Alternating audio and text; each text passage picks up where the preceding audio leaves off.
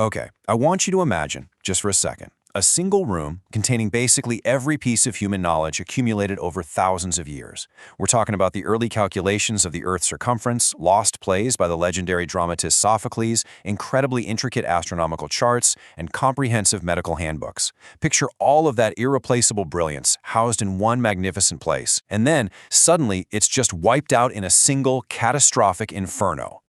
It's a wildly powerful narrative, right? I mean, we've literally all heard the story. The popular legend says that Julius Caesar, or maybe a rampaging out-of-control mob, set fire to the Great Library of Alexandria, burning the whole thing down in an instant. And supposedly, this one singular event plunged humanity straight into the Dark Ages, setting scientific and cultural progress back by 1,000 years. It's dramatic, it has a clear villain, and it gives us a really simple reason for why we lost all that ancient wisdom. But there's just one huge problem with that compelling story. It almost certainly didn't happen that way. So let's dive into this explainer and look at what the historical records actually tell us. Because the true story of Alexandria's library isn't some sudden Hollywood-style blaze. The reality is a much stranger and, honestly, a much more relatable tale. It's really a story of state-sponsored piracy, bureaucratic budget cuts, and a slow, invisible collapse. To understand how the library actually died, we first have to understand how it lived, and just how incredibly ambitious its beginnings truly were. Part 1. Ptolemy I Soter, and the Dream of a Universal Library. To find the origins of this monumental project, we have to travel back to around 300 BCE, when Ptolemy made a pretty massive decision. He wanted to turn his new capital city into the undisputed cultural hub of the entire Mediterranean world. And the sheer scale of his ambition was just absolutely staggering. He didn't just want a good library. His goal was, quite literally, to collect every single book in the world. And they were remarkably successful at it. At its peak, estimates suggest the collection expanded to hold anywhere between 40,000 and 400,000 papyrus scrolls. But, how exactly do you amass a collection of that size in the ancient world? You couldn't exactly just order these online. You had to go out and physically get them. And Ptolemy's methods were, well, they were highly aggressive. Their operational method was basically state-sponsored piracy. The authorities had this strict policy for every single ship that docked in Alexandria. Step 1, aggressively search the vessel. Step 2, ruthlessly seize any manuscripts found on board. Step 3, have scribes meticulously copy those texts. And Step 4, and this is the really bold part, the library would keep the precious originals and just hand the freshly made copies back to the very confused sailors. They built the greatest repository of human knowledge through systematic, legalized theft. Part 2. Caesar's Fire and the Blaze of 48 BCE. Okay, so if the library was this massive, well-oiled machine of knowledge hoarding, how exactly did Julius Caesar become the great villain of popular history? We have to look at what actually happened in 48 BCE, when Caesar was famously trapped in Alexandria and forced to set fire to the Egyptian fleet to save himself.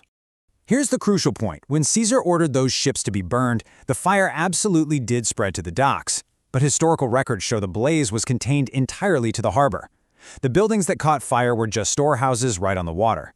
Yes, some scrolls definitely burned, but these were likely just scrolls waiting in warehouses to be shipped or exported, sitting right alongside grain and other goods. That apocalyptic inferno that supposedly wiped out the entirety of human knowledge, it almost certainly didn't happen to the main collection. In fact, the main inland library complex survived the events of 48 BCE completely unharmed. We know this for a fact because prominent scholars continued traveling to Alexandria to study there.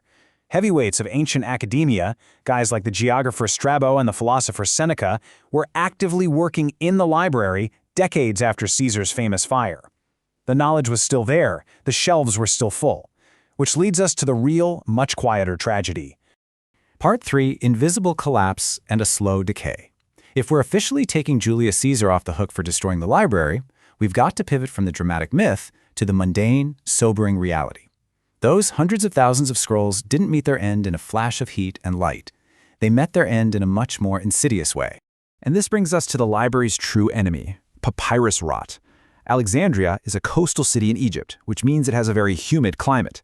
Papyrus is an organic material, and in that kind of humidity, a papyrus scroll will literally rot away and disintegrate into dust in less than a century. The only way to stop this from happening is through continuous, meticulous, and incredibly expensive recopying. You essentially need a standing army of scribes constantly replacing the dying texts. But that army of scribes required vast amounts of money, and that's exactly what dried up. The real causes of decay were overwhelmingly bureaucratic and political.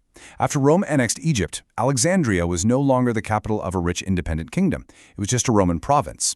That massive funding required to maintain the library was repeatedly slashed. The real killer was just simple neglect. Political instability meant fewer scholars, fewer scribes, and a catastrophic lack of recopying.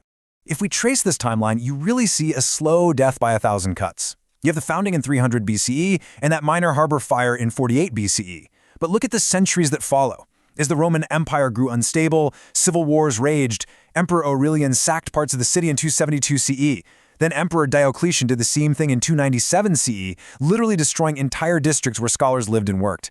Later, as the political and religious climate shifted, pagan institutions were targeted, like the sister library at the Serapeum in 391 CE under Emperor Theodosius. Through centuries of war, shifting priorities, and budget cuts, the collection simply faded away long before the 7th century. Part 4. How Knowledge Actually Dies, and the True Tragedy. This brings us to the final act of this explainer. If we truly want to understand the preservation of human history, we have to let go of the idea of the single evil conqueror holding a torch and confront the much more uncomfortable truth about how knowledge actually dies. The tragedy of the Library of Alexandria wasn't a single destructive event. The real tragedy was a failure of distribution. Ancient knowledge was lost because the texts were centralized in one place and, crucially, they just weren't copied and distributed widely enough across the world. When the funding stopped, the copying process halted. And when the copying halted, the organic material holding all that wisdom simply rotted away. It leaves us with this pretty stark reality. Knowledge isn't usually destroyed in an instant by villains. It disappears when a civilization simply stops investing the time, energy, and money required to keep it alive. And honestly, it's incredibly relatable to us today. The true destroyers of history aren't rampaging mobs. They are bureaucratic budget cuts, shifted priorities, and silent, creeping neglect. Which leaves us with a final, vital question to ponder. We live in an era of digital storage right now, which, believe it or not, degrades much like papyrus. It requires constant maintenance, and it relies heavily on continuous funding and infrastructure. So, if the greatest collection of human history faded away simply because a civilization stopped paying for its upkeep, what crucial information, what vital parts of our own history and science is our civilization failing to invest in today? What are we letting quietly rot away? Think about that the next time you hear about a budget cut to an archive or a local library. Thanks so much for joining me for this explainer, and I'll see you in the next one.